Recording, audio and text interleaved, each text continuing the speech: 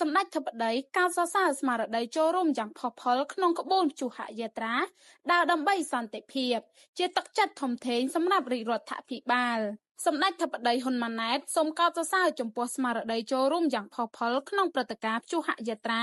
ដើរដើម្បីសន្តិភាពដែលនេះជាទឹកចិត្តដ៏ធំធេងសម្រាប់រាជរដ្ឋាភិបាលក្នុងការខិតខំស្វែងរកសន្តិភាពសម្រាប់ជាតិនិងប្រជាជនកម្ពុជា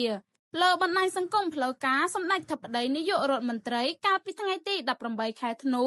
បានបង្ហោះសារយ៉ាងដូចនេះថាកម្ពុជាត្រូវការសន្តិភាព Cambodian Need Peace មហាគ្រួសារកម្ពុជាមហានៃសាមគ្គីភាពស្មារតីតែមួយសម្លេងតែមួយបានស្រែកឡើងដូចគ្នាគឺកម្ពុជាត្រូវការសន្តិភាពសូមផ្ញើជូនពិភពលោកពីបេះដូងដ៏បរិសុទ្ធនិងចេតនាដ៏ស្មោះស្ម័គ្របំផុតបើតាមបណ្ដាញសង្គមសម្ដេចធិបតីមហាកម្លាំងសាមគ្គីនៃប្រជាជាតិខ្មែរពីក្រុមមជ្ឈមដ្ឋានគ្រប់និកាយនយោបាយនិងសាសនាបានមកជួបជុំគ្នាក្រោមស្មារតីខ្មែរតែមួយដើម្បីធ្វើព្យុហយាត្រាដើរដើម្បីសន្តិភាពរបស់មហាគ្រួសារខ្មែរបានចាប់ផ្ដើមចេញដំណើរពីបរិវេណផ្សាររាត្រីមាត់ទន្លេឈ្មោះទៅកាន់សួនស្បាវិមានឯករាជ្យក្នុងបរិយាកាសពោពេញទៅដោយក្តីសង្ឃឹមនិងក្តីជឿជាក់នឹងស្មារតីសាមគ្គីភាពជាតិបណ្ដាញសង្គមសម្ដេចធិបតីក៏បានគូបញ្ជាក់ថាសម្លេងរបស់ប្រជាពលរដ្ឋកម្ពុជាគឺជាសម្លេងដែលឲ្យតម្លៃលើសន្តិភាព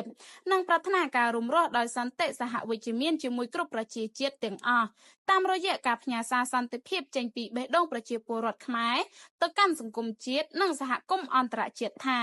កម្ពុជាមិនចង់ឃើញមានការបំផ្លិចបំផ្លាញវិសាទកម្មនិងការបាត់បង់អាយុជីវិតណាមួយឡើយទោះជាក្នុងកាលៈទេសៈឬបរិបទណាក៏ដោយជាមួយគ្នានេះសម្ដេចធិបតីនាយករដ្ឋមន្ត្រីសូមកោតសរសើរនិងថ្លែងអំណរគុណចំពោះស្មារតីចូលរួមយ៉ាងផុសផុល